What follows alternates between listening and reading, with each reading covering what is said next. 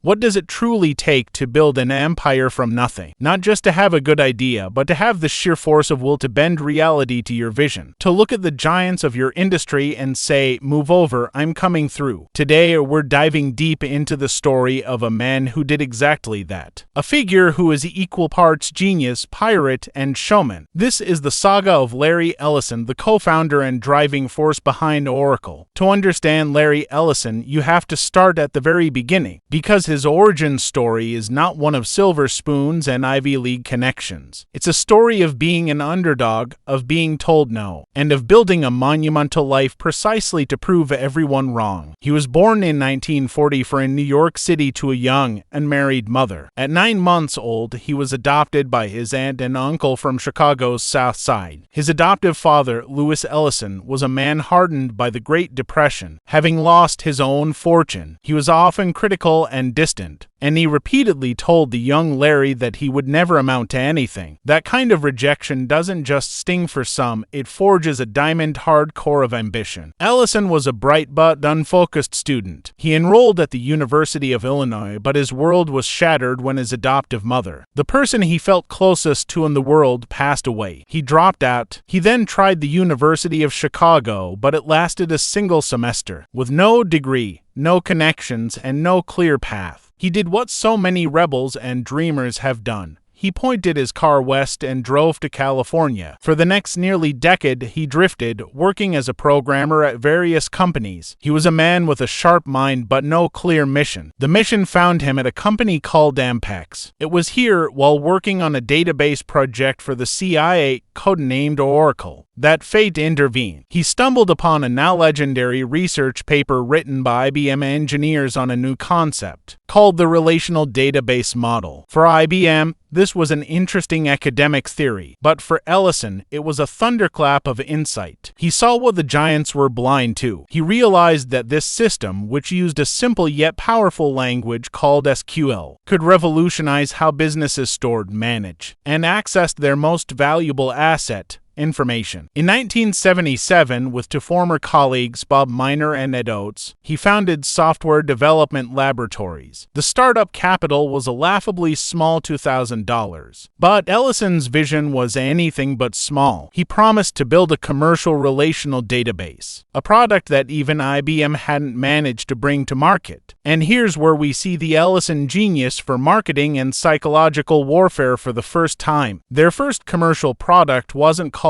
version 1. Oh no, it was launched as Oracle version 2. Why? Because Ellison knew, instinctively, that no one would want to buy the first version of anything. It was a masterstroke of perception that defined his entire career. Always project strength. Always project inevitability. The company, renamed Oracle Systems Corporation, rode a tsunami of demand. The growth was absolutely explosive. By the mid-1980s, Oracle was the world's largest database company. The 1986 IPO minted millionaires and cemented Ellison's status as a tech titan. But this is where the story takes a dark turn. The very ambition that fueled Oracle's rise almost destroyed it. In 1990, the company faced an existential crisis. Its hyper-aggressive sales culture had led to accounting irregularities and overstated earnings. Oracle was on the brink of bankruptcy. It was the lowest point. Ellison was forced to do the one thing that went against his very nature: to cede control. He hired professional managers, swallowed his pride, and restructured the entire company. This near-death experience didn't break him, it tempered him. He emerged a more sophisticated and strategic leader. And what happened next was a case study in corporate dominance. Ellison pioneered a business strategy that was as brilliant as it was ruthless. It was called bundling. Instead of selling you just a database, he would sell you a complete, integrated stack of software, the database, middleware, business applications, everything. It was a one-stop shop model that made it incredibly difficult for corporations to leave the Oracle ecosystem. Why deal with a dozen different vendors when Oracle could do it all? He complemented this with a relentless acquisition strategy, swallowing over 100 companies throughout the 2000s. PeopleSoft, Siebel, Sun Microsystems. These weren't just purchases, they were strategic conquests to eliminate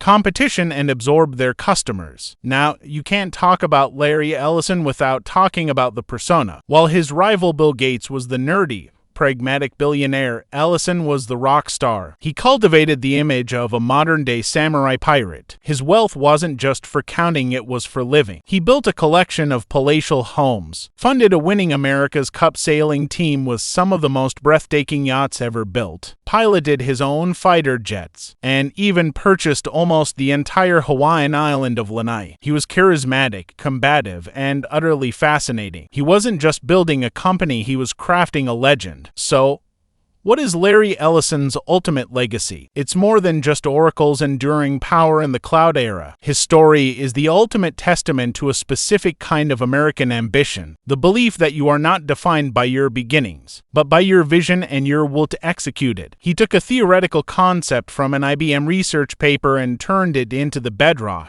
of modern enterprise software. He challenged the biggest player in the game and won. He showed the world that in business, perception can become reality, that audacity is a strategy, and that sometimes, to build an empire, you have to be willing to sail very, very close to the wind. He is a foundational architect of our digital world, and his story remains one of the most compelling dramas in the history of business.